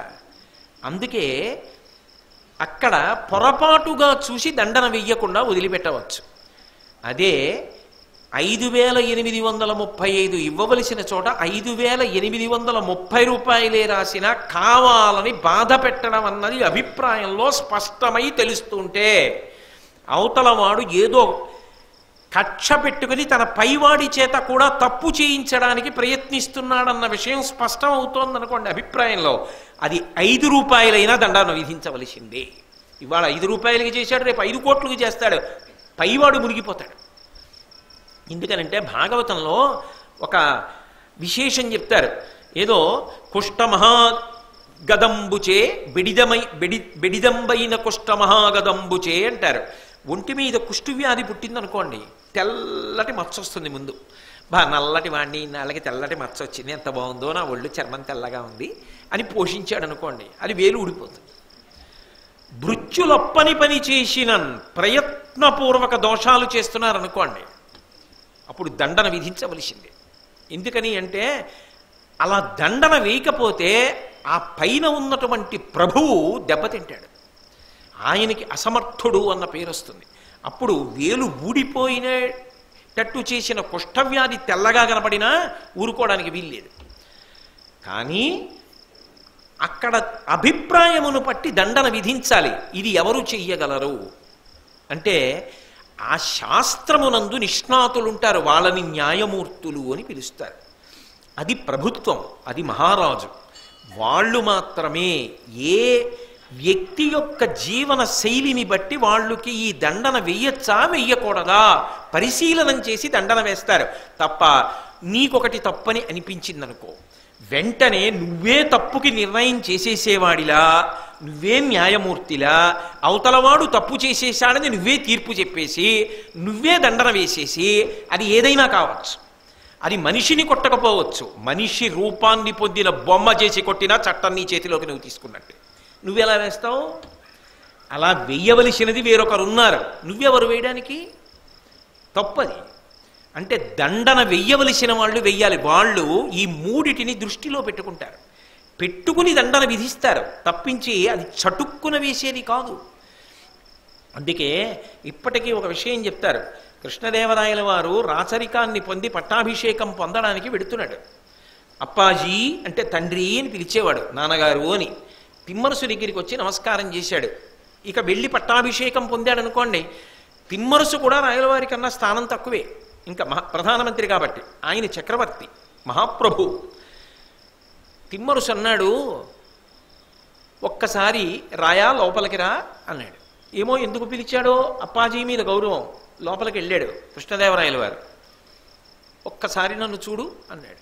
ఏం అప్పాజీ అని ఇలా చూశాడు. ఈడ్చి కొట్టాడు అప్పాజీ చెంప మీద. అబ్బా అని ఇలా పట్టుకున్నాడు, కన్నుల వెంట నీరు కారి. ఏం అప్పాజీ ఎందుకు కొట్టారని అడగలేదు. అప్పాజీ కొట్టారంటే ఏదో ఉంది, ఆయన అనవసరంగా కొట్టరు అని ఇలా పట్టుకుని కన్నుల నీరు కారి ఊరుకున్నాడు. వెంటనే తిమ్మరుసు అన్నాడు, ఇంకొక 5 నిమిషాలలో మీకు పట్టాభిషేకం అవుతుంది. పట్టాభిషేకం అయిన తరువాత మీకు దండన వెయ్యగలిగిన శక్తి ఇక నాకుండదు. నేను మంత్రిని, మీరు ప్రభువు. మీరు దండన వేస్తుంటారు. దండన విధించేటప్పుడు అవతల వారి యొక్క జీవితం ఎటువంటిది, తప్పు చేసిన వారా, పొరపాటు చేసిన వారా, స్వభావం ఎట్టిది అన్నది చూడకుండా దండన విధిస్తే ప్రభువు అవతల వారు ఎంత బాధపడతారో. దండన వేసే ముందు ఈ 3 విషయములను దృష్టిలో పెట్టుకోవడం, జ్ఞాపకం ఉంచుకోండి చెప్పడానికి. నోటికొచ్చిన దండన చటుక్కుని రాజుని కదా అని వేసేస్తే ఎంత బాధపడతారో మీకు గుర్తుండిపోవడానికి. అంత దెబ్బ కొట్టాను ప్రభు, ఇక పైన కొట్టడం సాధ్యం కాదు. కాబట్టి ఇది జ్ఞాపకం ఉంచుకొని దండన విధించండి మీరు ప్రభువుగా అన్నాడు. అందుకే తరువాతి కాలంలో కృష్ణదేవరాయల వారు ఎంత కీర్తి సంపాదించాడు పరిపాలకుడుగా. సాహితీ సమరాంగణ సార్వభౌముడు, లలిత కళాప్రియుడు, కవి పండిత పోషకుడు, విద్వత్కవి, అంత గొప్ప పరిపాలనా దక్షుడు అని పేరు పొందాడంటే అప్పాజీ కొట్టిన ఒక్క దెబ్బ ఆయనని అంత గొప్ప మహారాజుగా నిలబెట్టి దండన వేసేటప్పుడు పాటించవలసిన నియమాన్ని జ్ఞాపకం చేసింది. అంతేకాని దండన యందు పారుష్యము పనికిరాదు. ఒకటి, ఎప్పుడూ కూడా సమాజ సంబంధమైన విషయములో దండన నీవు తీసుకొనరాదు. వీడు దొంగ, నీ ఇంట్లో దొంగతనం చేస్తూ దొరికిపోయినా కొట్టే అధికారం నీది కాదు. నువ్వు పట్టుకెళ్ళి రక్షక భట స్థానమునందు అప్పజెప్పాలి. అది ఎంతో అవసరమైతే తప్ప అవతల వారి జోలికి వెళ్ళడం అన్న మాట లేనే లేదు. ఏదో తన మాన ప్రాణ రక్షణాదుల యందు మాత్రమే. అయినప్పుడు దండన విషయంలో పరిధిని అధిగమించడం అలవాటైపోతే అది వ్యసనము. దాని వలన ఏదో తృప్తి పొందాలనుకొని అర్థం లేని తెంపరితనంతో కూడుకున్న జీవితానికి అలవాటు పడిపోతావు స్మా. అందుకని దాని జోలికి వెళ్ళవద్దు, అది క్రోధ సంబంధము. ఎంత గొప్పగా మాట్లాడాడండి విదురుడు. నిజంగా మహానుభావుడు. జీవితాలు బాగుపడడానికి ఎవరు ఎలా ప్రవర్తించాలో అసలు విదురునీతిలో లేనిదేముంది? విదురునీతి అలవాటైన వాడు, విదురునీతిని జీవితంలో జీర్ణం చేసుకున్నవాడు ఎంత గొప్ప వ్యక్తిగానో సమాజంలో నిలబడగలడు, ఆ స్థాయికి ఎదగగలడు. కాబట్టి దండంబు పరుసదనము సొమ్ము నిష్ప్రయోజనముగా ఒమ్ముసేత. ఎంత కష్టపడి సంపాదిస్తాడో అంత హేళగా, అంత తేలికగా డబ్బు ఖర్చు పెట్టేడు. డబ్బు ఖర్చు పెట్టేయడం అనేటటువంటిది పరమ ప్రమాదకరమైనటువంటి అలవాటు. అసలు డబ్బు ఖర్చు పెట్టకుండా ఉండడం అన్నది కూడా అంత ప్రమాదకరమైన అలవాటు. అది ఎంత జాగ్రత్తగా ఉండాలి అంటే, తన అవసరానికి మించి ఖర్చు పెట్టేస్తే తన వెనకతరాలకి ద్రోహం చేసినట్టు. తనకి కావలసింది తాను ఖర్చు పెట్టుకోకపోతే తనకు తాను ద్రోహం చేసుకున్నట్టు. ఈ రెండిటికి మధ్య సమతౌల్యాన్ని పాటిస్తే వాడు ఉత్తముడైనటువంటి వ్యక్తి. నేను నాకు కావలసిన దానికన్నా అధికంగా ఖర్చు పెట్టేస్తూ వెళ్ళిపోయాను అనుకోండి, నా కడుపున పుట్టినటువంటి బిడ్డలు నాన్నగారిది అని ఏదో ఒకటి వాళ్ళ పిల్లలకి చూపించడానికి ఉండాలా? శరీరములు శాశ్వతములు కావుగా, కాబట్టి వాళ్ళకు ఉంచాలా? ఉంచకుండా ఖర్చు పెట్టేయడం అదొక పిచ్చి, అర్థం లేకుండా ఇలా జీతం పుచ్చుకుని అలా ఖర్చు పెట్టేస్తానంటే అది అర్థం లేదు, అలా ఉండకూడదు జీవితం. అలాగే తాను అలా ఖర్చు పెడితే తన వెనక వారికి ఇబ్బంది పెడుతున్నవాడు వాళ్ళకేం ఉండదు. తనకి కావలసింది ఖర్చు పెట్టుకోలేదు, కూర కూడా వండుకోడు, రోజు చారే. ఎవరైనా పెళ్లి కార్డు ఇస్తే సంతోషం, ఎవరింట్లోనన్నా ఉత్సవం జరిగితే అప్పుడే కడుపు నిండా భోజనం, అప్పుడే పప్పు కూర పచ్చడి పులుసు, అప్పటి వరకు ఏం ఉండదు. ఆఖరికి అన్నపు గిన్నెలో మెతుకులు ఉండిపోతే ఆకలి లేకపోయినా తినేస్తాడు. ఎందుకని అంటే మెతుకులు ఉండిపోయాయి, ఎంత డబ్బు పోతోంది. అంతేకాని తన ఇంటి ముందు ఒక కుక్క ఉంది, అది తాను అడిగినా అడగకపోయినా రాత్రి తాను నిద్రపోతుంటే దొంగ వచ్చినప్పుడు అరిచింది. మరి అది నువ్వు పెట్టావా పెట్టలేదా అని అడగకుండా అరుస్తోంది. నీ మనవడు అన్నం తినకపోతే నీ భార్య వాడిని ఎత్తుకుని కాకి, అదిగో నాన్న కాకి చూడు కావు అంటోందా, నల్లగా ఉందా కాకి, కాకి ముక్కు చూడు అని చూపించి అన్నం పెడుతోందా? నీ మనవడు అన్నం తినడానికి కాకి కారణమైందా? కాకి మీద కథ చెప్పి వాడికి సంస్కృతిని అందజేస్తున్నావా? మరి ఇన్నింటికి ఆధారమైన కాకి నీ మెతుకులు పెడితే కష్టం వచ్చిందా? నువ్వే తినేయాలా? ఏ అడుగున మిగిలిన మెతుకులు కాకి వెయ్యలేవు, కుక్కకి వెయ్యలేవు, ఏది తింటే అది తింది. నువ్వు తినగా సమస్త భూతములలో ఏదో 1-4 మెతుకులు తినాలి. అలా కాకుండా ఒకవేళ పాసిపోయిందనుకోండి, పాచిపోతే నీళ్లలో కడిగేసుకుని మెత్తపడిపోయి రుచి తెలియకుండా ఉంటుందేమో అని కాస్త ఆవకాయ పెచ్చు పక్కన పెట్టి కారం వేసుకు కలుపుకు తినేయడం. ఏమిటంత ప్రారంధం అంటే తనకు తాను ద్రోహం చేసుకుంటున్నవాడు. ఎందుకో తెలుసా? కడుపు నిండా తిన్నది లేదు, చూసుకుని ఆనందపడుతూ ఉంటాడంతే. ఇంతుంది ఇంతుంది ఇంతుంది ఇంతుంది, ఓనాడు పడిపోయింది శరీరం, ఏమొస్తుంది? ఆ వెనకనున్నవాడు ఎప్పుడు పోతాడా, ఎప్పుడు ఈ పుస్తకం నాకు వస్తుందా అని చూస్తున్నవాడు ఉంటాడు. వాడికి అకస్మాత్తుగా వచ్చింది, వాడు వరదలా ఖర్చు పెట్టడం మొదలు పెడతాడు. అప్పుడు వీడు ఏడుస్తుంటాడు, అయ్యి బాబోయ్ బాబోయ్ బాబోయ్ ఎంత కష్టపడి దాచిందని. చేసింది లేదుగా, నరకానికి పోతాడు. అందుకే తనకి తాను కావలసింది ఖర్చు పెట్టుకోనివాడు తనకి తాను ద్రోహం చేసుకున్నవాడు. తనకి కావలసిన దానికన్నా ఎక్కువ ఖర్చు పెట్టేస్తున్నవాడు తన వెనక వాళ్ళకి ద్రోహం చేస్తున్నవాడు. రెండిటికి మధ్య సమతౌల్యాన్ని పాటిస్తున్నవాడు జీవితాన్ని పండించుకోవడం నేర్చుకున్నవాడు. అందుకే డబ్బు ఖర్చు పెట్టేయడం అనేటటువంటిది ఒక వ్యసనము. అది చాలా తేలికండి. ఏముంది, 10 మంది చూస్తుండగా మెహర్బానికి 100 రూపాయల కాగితాలు ఇలా వేసుకుంటూ, ఏదో గౌరవంగా ఇవ్వడం కాదు, ఇలా వేసుకుంటూ వెళ్ళిపోయి ఇలా కారెక్కి డామ్ అని చప్పుడయ్యేటప్పుడు తలిపేసి వెళ్ళిపోయాడు. పుచ్చుకున్నది 10 రూపాయల వడ్డీకి వేసేసింది అలా. ఎందుకంటే వాళ్ళందరూ చూశారట. అదో మైకం. బేరం ఆడకపోవడం, రూపాయి తగ్గకపోయినా పర్వాలేదు, 10 రూపాయల దగ్గర 50 రూపాయల కాగితం ఇచ్చేస్తూ ఉండడం. ఏమిటది? కష్టపడేవాడికి నేను కాదన్నా. మనం రాత్రిళ్ళు రైల్లో ప్రయాణం చేస్తుంటాం. ఎక్కడో తణుకులో ఓడెక్కుతాడు, భీమవరంలో ఓడెక్కుతాడు, విజయవాడలో ఓడెక్కుతాడు, గుడివాడలో ఓడెక్కుతాడు. ఆ ఎక్కిన వాళ్ళందరి కోసం నిద్రపోకుండా రాత్రంతా రైల్లో గూడు లాంటి దాంట్లో పడుకుంటాడు. పడుకుని వీళ్ళందరికీ దుప్పట్లు పట్టుకొచ్చి తలగడాలు పట్టుకొచ్చి ఇస్తాడు. తెల్లవారేటప్పటికి ఎవడి చోట వాడి దిగిపోయి నలిపేసి వదిలేస్తే మళ్ళీ తెల్లవారకట 3 గంటల నుంచి ఆ రగ్గులన్నీ మడతెట్టుకుంటాడు, దుప్పట్లన్నీ మడతెట్టుకుంటాడు. లెక్క చూసుకుని ముఖం తుడుచుకునే గుడ్డోటి కనపడదు. ఇక్కడుందా అక్కడుందా, నా జీతం కోసేస్తారని దాని కింద దీని కింద పైన ఎక్కి చూసుకుని ఒకటి పోయిందని ఏడుస్తూ ఇంటికి ఎడతాడు. నువ్వు దిగిపోయేటప్పుడు పెట్టె కూడా నీకు అందిస్తాడు. అతనికి 100 రూపాయలు బాగుంది. అంతేగాని అర్థం పర్థం లేకుండా ఖర్చు ఏమిటి? ఎక్కడ ఇవ్వాలో అక్కడి వాడు సంతోషిస్తాడు. రాత్రనక పగలనక నిలబడతారు పాపం. బండి పట్టుకెళ్ళి అక్కడ పెడితే చాలు, ఒంగుని కొంచెం కలపండి అని గాలి పెట్టి ఇలా చూసి మళ్ళీ అది తీసి బురద చక్రాలలా రాత్రి వరకు ముట్టుకుంటూనే ఉంటారు. ఎన్ని సబ్బులు వాడితే ఆ వాసన పోతుంది? మళ్ళీ తెల్లవారు లేచొచ్చి మళ్ళీ అలాగే కష్టపడుతూ ఉంటారు. అతనికి 2 రూపాయలకు బదులు 5 రూపాయలు నీ దగ్గర ఉంటే కష్టపడుతున్నవాడు, కష్టపడి బ్రతుకుతున్నవాడు ఎవరో వాడిని ప్రోత్సహించు. కష్టపడకుండా గడిపేద్దాం అనుకున్న వాడి దగ్గర నీ విలాసం చూపించద్దు. డబ్బు ఖర్చు పెట్టేయడం ఒక మత్తు, యోగ్యత నిరిగి డబ్బు ఖర్చు పెట్టడం ఒక హుందాతనం. అది నీ వెనక ఉన్న పిల్లలకి రావాలి. నాన్నగారు 2 రూపాయలేనండి అని బండిలో ఇంధనం నింపుకున్న తర్వాత, ఏరా ఎండలో కాసేపు వెడితేనే మన ఇద్దరం ఇంత సొక్కిపోయామే, ఇంత చెమట పట్టిందే, రాత్రనక పగలనక చూడు పాపం ఎంత శ్రమ పడుతున్నాడో, ఇంకొక 2 రూపాయలు ఇస్తే నష్టం ఏమిట్రా, అందుకు ఇచ్చాను. నీ కొడుకు అలవాటు అవుతుంది వెనకాతల. తప్ప ఉంది కదా అని దుర్వినియోగం చెయ్యకు. మళ్ళీ అవసరమైన నాడు చెయ్యి చాపడం అంటే అంత తేలికైన విషయం కాదు. బ్రతికి 10 మాటలు చచ్చిపోవడంతో సమానం ఇంకొకటి దగ్గరికి వెళ్ళి చెయ్యి చాపడం. అందుకే లక్ష్మి పట్ల నిరసన భావన పొందవద్దు. లక్ష్మీదేవి పట్ల తృణీకార భావం అంటే ఏమిటో తెలుసా? దారుణంగా అర్థం లేని ఖర్చు పెట్టేస్తూ ఉండడం, వ్యసనముల కొరకు వెళ్ళిపోతుంది అది చివరికి. కాబట్టి అటువంటి స్థితిని పొందవద్దు. ఇవి 7 కూడా వ్యసనములు.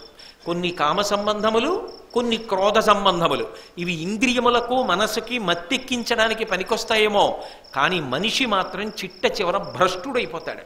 అందుకే వీటి జోలికి వెళ్ళవద్దు అని విదురుడు 7 మనకి ప్రబోధం చేశాడు. ధృతరాష్ట్రుడిని అడ్డిపెట్టి ఒక్కొక్కడికి నిద్ర పట్టకపోవడం కూడా లోకానికి ఇంత ఉపకారం చేస్తుందిలా ఉంది. ధృతరాష్ట్రుడికి ఆ రోజు రాత్రి నిద్ర పట్టేసి ఉంటే విదురుడు ఇన్ని చెప్పడానికి అవకాశం ఉండేదా? నిద్ర పట్టకపోవడం ఒక అదృష్టం అయితే, నిద్ర పట్టనప్పుడు మళ్ళీ ఏ పాటలో వింటాను కాసేపు వీణ వాయించండి అంటే ధృతరాష్ట్రుడికి వీణ వాయించని ఏమిటి? వీణ వాయిస్తారు. బాగా విసరండి అంటే ఇంకా బాగా విసురుతారు. కాళ్ళు ఇంకో 2 నొక్కండి అంటే నొక్కుతారు. ఇదేమీ కాకుండా ధృతరాష్ట్రుడు విదురుడు వచ్చి కాసిని మంచి మాటలు చెప్తే బాగుండు అని విదురుణ్ణి పిలవడం, ఆ విదురుడు ఇప్పుడు చెప్పడం ఏమిటి? వేళ కాని వేళ రాత్రి 11 అవుతుంటే అనకుండా మహానుభావుడు చెప్పడం, ఆ చాలే ఇంక నిద్ర వచ్చేసింది వెళ్ళిపో అనకుండా వినడం. బహుశా భగవంతుడు రాబో కాలాల్లో జనానికి అందాలి, విదురుడికి ఇంత గొప్ప వేదిక ఇస్తేనే. అంటే అంత రాత్రి వేళ జాగ్రత్తగా వినగలిగినటువంటి లక్షణమున్న వాళ్ళైనటువంటి శ్రోతలు దొరికితేనే విదురునీతి చెప్పాలేమో. వర్షం పడుతున్నా, మేఘావృతమైన, కీచురాళ్ళు అరుస్తున్నా, చీకటిగా వాతావరణం ఉన్నా, రాత్రి వెళ్ళేటప్పుడు తడిసిపోతామేమోనన్న భయం ఉన్నా, విదురునీతి వినడం కన్నా మాకు అదృష్టం ఏముంటుందని కొన్ని 100 మైళ్ళు ప్రయాణం చేసి కూడా వచ్చి కూర్చోగలిగిన శ్రోతలు ఉన్నప్పుడు చెప్పడానికి ఇటువంటి సంఘటన ఏర్పడితే తప్ప బయటికి రాదు అని భగవంతుడు ఆ సన్నివేశాన్ని కల్పించాడు. ధృతరాష్ట్రుడికి నిద్ర పట్టకపోవడం మన బ్రతుకులు తెల్లవారడానికి పనికొచ్చింది. ఎన్ని గొప్ప నీతులు అందాయి. కాబట్టి ఇవాళ ఒకటే పద్యం వెళ్ళింది, నేనేం చేయను, నా చేతిలో ఉందా. మళ్ళీ రేపు సాయంకాలం 7 గంటలకి కలుసుకున్నప్పుడు మళ్ళీ విదురుడు మరికొన్ని మంచి మాటలు పలుకుతాడు. ఆ మాటలు విన్నాం. మంగళాశాసన పరై మదాచార్య పురోగమై సర్వైశ్చ పూర్వైరాచార్యై సత్కృతాయాస్తు మంగళం. మంగళం కోసలేంద్రాయ మహనీయ గుణాత్మనే చక్రవర్తి తనూజాయ సర్వభౌమాయ మంగళం. ఉమాకాంతాయ కాంతాయ కామితార్థప్రదాయినే శ్రీగిరీశాయ దేవాయ మలినాథాయ మంగళం. సర్వం శ్రీ ఉమామహేశ్వర పరబ్రహ్మార్పణమస్తు. స్వస్తి.